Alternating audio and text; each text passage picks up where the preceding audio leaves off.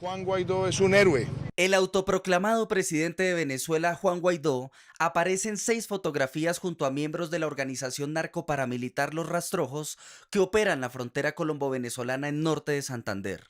El registro audiovisual es del 22 de febrero de 2019, en el municipio de Puerto Santander, día en el que se organizó un concierto con artistas internacionales para presionar al verdadero gobierno de ese país, es decir, el del presidente Nicolás Maduro, a aceptar unas ayudas humanitarias para su pueblo, que fueron rechazadas por el chavismo.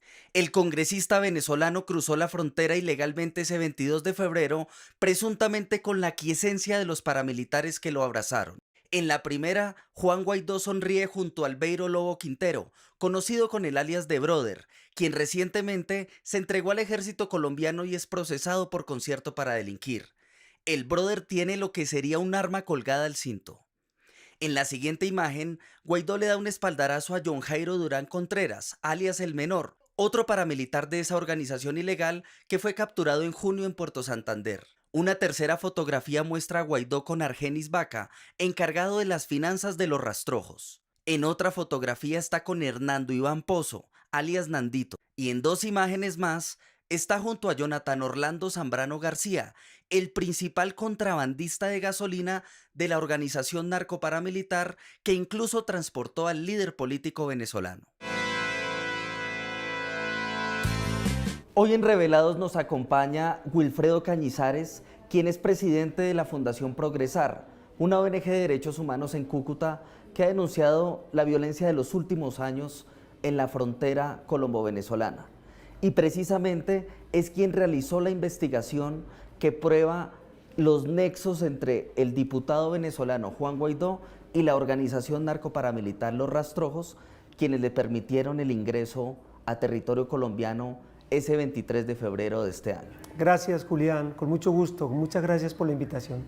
Precisamente queremos consultarle a usted, ¿la inteligencia militar le pagó a Los Rastrojos para permitir el ingreso de Juan Guaidó o los agentes estatales históricamente han tenido una conexión con organizaciones al margen de la ley?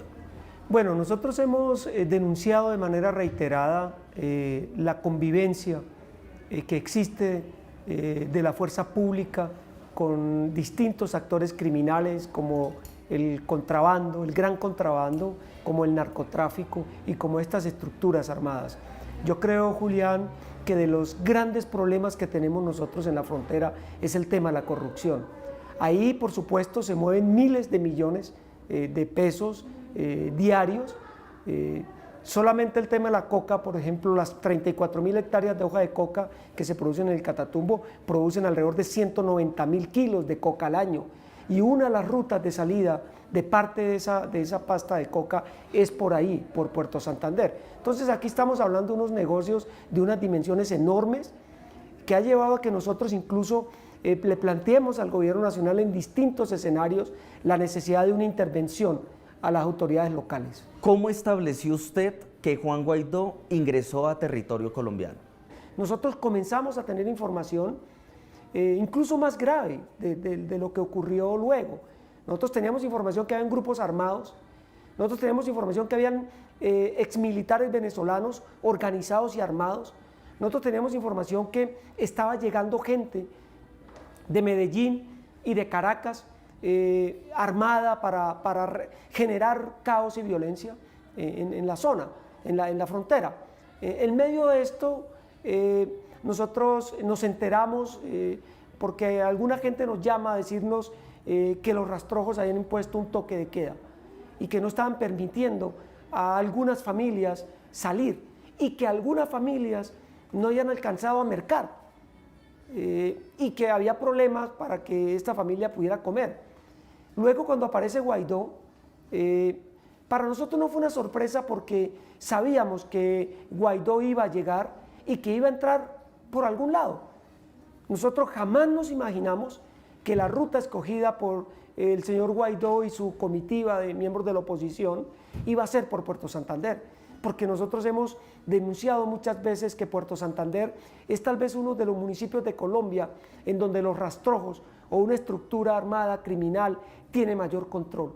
Y nunca nos imaginamos que fuera por ahí, por eso, porque ahí nada la vida, la cotidianidad, los negocios, la política, lo público, el transporte, la economía ilegal, todo lo controlan ellos. De acuerdo con la Fundación Progresar, los habitantes de Puerto Santander denunciaron que ese 22 de febrero los rastrojos los obligaron a encerrarse en sus casas hasta que el diputado venezolano fuese recogido por los funcionarios de la alcaldía de Cúcuta y el esquema de seguridad del presidente Iván Duque.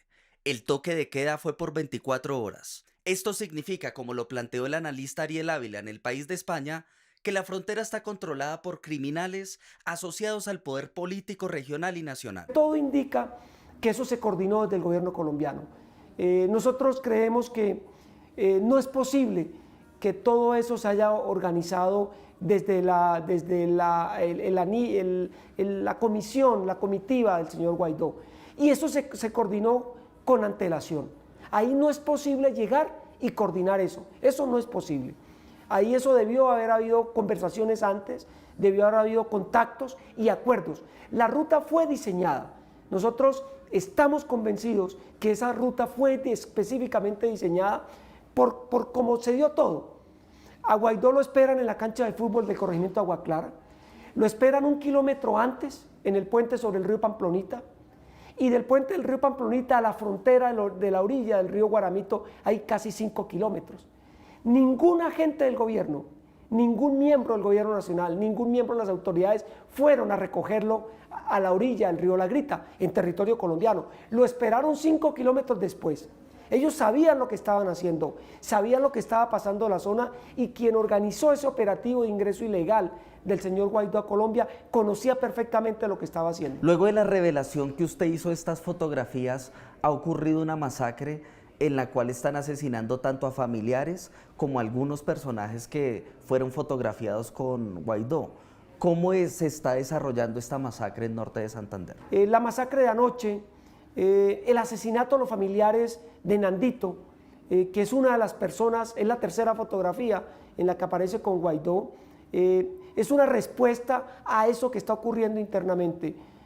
Hay versiones de por qué están sucediendo esto. Distintas versiones.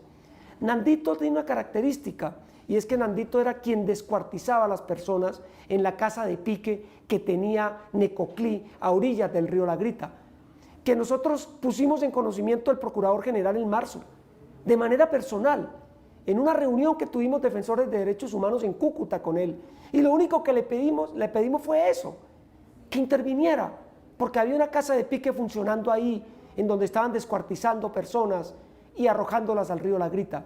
Por supuesto que aún seguimos esperando la respuesta del señor procurador.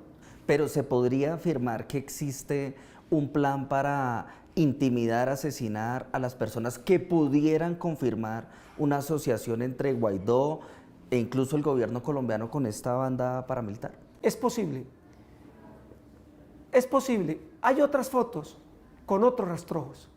Nosotros estamos monitoreando todo el tiempo, esperando qué pasa con las otras personas. 2 están presos porque se entregaron. Nandito está huyendo de la zona porque le asesinaron a su familia. Y las otras fotos estamos pendientes de si hay una línea que pueda unir a quienes están apareciendo en las fotos con el señor Guaidó y la persecución que puede haber contra ellos. El periódico The New York Times y el informativo Noticias 1 publicaron videos que muestran a un grupo de encapuchados en la frontera con Venezuela, entre los cuales estarían miembros de los rastrojos, provocando a la Guardia Bolivariana para desatar un enfrentamiento el sábado 23 de febrero en Cúcuta. Las imágenes revelaron que desde el lado colombiano se quemaron las ayudas humanitarias, y no fue como informaron los gobiernos colombiano y norteamericano de que por orden de Maduro se propició esta quema. Otra fotografía muestra al senador del Centro Democrático, José Obdulio Gaviria, con los sujetos que habrían quemado las ayudas. ¿Qué coincidencias existen luego de que Juan Guaidó ingresa a territorio colombiano, se toma estas fotografías con los rastrojos, pero posteriormente en ese concierto queman las ayudas humanitarias y también aparece un senador de la República, José Obdulio Gaviria, con aparentemente miembros de esta organización? Desafortunadamente, en ese momento del 23 de febrero y antes y después, muchos sectores de los medios de comunicación en Colombia, del establecimiento, de la clase política, se montaron en una euforia montado sobre una falsedad. Aquí todos juntos juraban y estaban convencidos que el gobierno Maduro iba a caer. Y todos se la jugaron. Hicieron locuras, Julián. No te imaginas todo lo que hicieron. Aquí nadie ha hablado de las fotografías y el video que hay cuando el presidente Duque alienta a alrededor de 40, 50 hombres encapuchados, armados, a que sigan atacando a Venezuela. ¿Quién? ¿En qué parte del mundo ocurre esto? ¿Qué presidente hace eso? Aquí nadie ha hablado de cómo organizaron a los exmilitares. Aquí nadie ha hablado del papel de gobiernos extranjeros en ese momento. Había todo un plan. Y como le dijimos al gobernador 3, 4 días antes del 23 de febrero, solo estaban esperando que sonara un disparo del lado venezolano. Donde hubiera sonado un tiro del lado venezolano, hoy estuviéramos viviendo otro momento y se hubiera desencadenado ahí todos los planes que tenían. Este es un gobierno que sostiene su discurso, que sostiene su legitimidad política con un discurso violento, agresivo, que asusa todos los días a la agresión, al desconocimiento del contrario. Y parte del sostén clave que tiene el gobierno Duque es Venezuela. El día que no exista ese discurso de Venezuela, yo no sé qué va a hacer este gobierno. ¿Cuál es la economía ilegal que manejan los rastrojos en la frontera? Nosotros hemos encontrado, por ejemplo, 22 actividades criminales que generan distintos negocios en la frontera. Se asientan en Puerto Santander. Necoclí queda al frente de este grupo y se genera toda una dinámica de ilegalidad muy fuerte. Controla el tema de la ruta del narcotráfico. Esta es una ruta del gran contrabando. Nosotros lo llamamos el gran contrabando para diferenciarlo del contrabando del menudeo. Cúcuta, el 70.5% de la población económicamente de nuestra ciudad vive del rebusque. Y del rebusque es del pequeño contrabando, de lo que llamamos el hormigueo o el menudeo. Pero ahí hay unas estructuras mafiosas que controlan el gran contrabando. El saqueo diario a Venezuela de distintas sectores de la economía genera mucho dinero. El combustible es lo más conocido, pero ahí se saca de todo. ¿Qué otros grupos se disputan el control del territorio en la frontera con Venezuela? Nosotros hemos identificado 12 estructuras armadas ilegales que operan en los 140 kilómetros, si no estoy mal, que tenemos de frontera con Venezuela norte de Santander. El Alto Catatumbo, una parte de la frontera la controla la disidencia de las FARC. Luego en el Bajo Catatumbo la controla el EPL y el ELN. Parte del área metropolitana la controla el Frente Germán Velasco y Amizar del ELN desde hace 25 años. Y la frontera de Ureña con Puerto Santander, Ureña, Cúcuta, Puerto Santander, Boca de Grita, el corregimiento de San Faustino de Cúcuta con la mulata venezolana, la controlan los gaitanistas, se hacen llamar hoy gaitanistas, los urabeños, los rastrojos, bandas locales como La Línea y La Frontera, que las autoridades han dicho que son venezolanas y eso no es cierto. Ahí no hay bandas venezolanas, todas estas estructuras son colombianas, que en algún momento han tenido jefes venezolanos, pero son estructuras armadas ilegales venezolanas, colombianas, perdón, y bandas como los Canelones, como los Cebolleros, que se dedican al contrabando y a cuidar rutas de narcotráfico. ¿Conoce usted sobre asociaciones que existen entre los rastrojos y la Guardia Bolivariana? Total. ¿En qué sentido? A lo largo de la frontera hay una corrupción que hemos denominado de ida y vuelta. Toda la Guardia venezolana que está a lo largo de esta frontera convive con el crimen y el delito. Hay que pagarle a la policía colombiana, hay que pagarle a la fuerza pública colombiana. Hay servidores públicos del establecimiento colombiano vinculado a estas actividades ilegales, pero también en la frontera con Venezuela. La Guardia venezolana también hay que pagarle, a la policía también venezolana también hay que pagarle. Ahí el tema de corrupción no distingue ideología, ni distingue país, todos cobran, porque la frontera está vendida al mejor postor. ¿Qué impacto puede tener sobre las elecciones del próximo 27 de octubre esta asociación que usted nos está revelando hoy? Yo creo que en la región es muy difícil hacer política. Es muy difícil porque también hay gente honrada y honesta que participa del proceso electoral y que quiere hacerse elegir a cargos públicos. Esas personas, hay gran parte del territorio norte santandereano y la frontera en donde no es posible hacer campaña política sin autorización, sin el visto bueno o sin acuerdos con ilegales. Pero también está la otra mirada, y es quienes siempre se han financiado del negocio ilegal. El ingreso de dineros ilegales a la política y a la vida pública, a la contratación pública en nuestro departamento, es un descaro. Es un descaro porque se hace de manera abierta y se conocen los grandes negocios que se hacen y el involucramiento de dineros, de actividades ilegales a la política. Es un verdadero riesgo hacer política en Norte de Santander. Wilfredo, usted es un hombre valiente que le ha revelado al país estas fotografías, pero ¿no cree que han puesto en riesgo su seguridad? Eso es una buena pregunta. Nosotros somos una organización que nuestro trabajo ha sido reconocido y legitimado. Nosotros tenemos 30 años y lo que estamos diciendo hoy lo hemos dicho de manera reiterada. Lo único que ha cambiado con la foto del señor Guaidó junto a narcoparamilitares es que hemos logrado poner en el escenario nacional la crisis humanitaria y el control criminal de la frontera.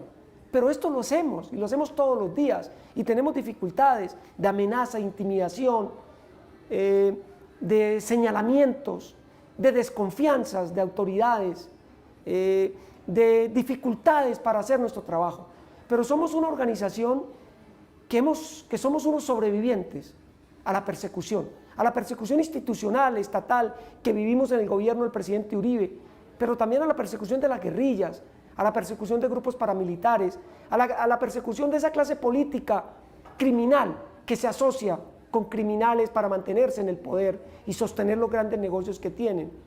Entonces, esa legitimidad y ese reconocimiento, yo en algún momento a un medio internacional le decía que yo me sentía realmente agradecido por el trato que he recibido de medios nacionales e internacionales, con algunas excepciones, como es natural, pero en general hemos logrado tener un reconocimiento y un gran respeto por nuestro trabajo. Yo creo que esa es la mayor protección que tenemos. No se entiende cómo la seguridad del diputado Guaidó e incluso la inteligencia a cargo del gobierno colombiano no se haya dado cuenta de que Juan Guaidó se estaba codeando con los paramilitares en Norte de Santander. Tanto las explicaciones de Iván Duque como las del autoproclamado presidente son confusas e insatisfactorias para la opinión pública. Lo que quiero destacar es quién es él.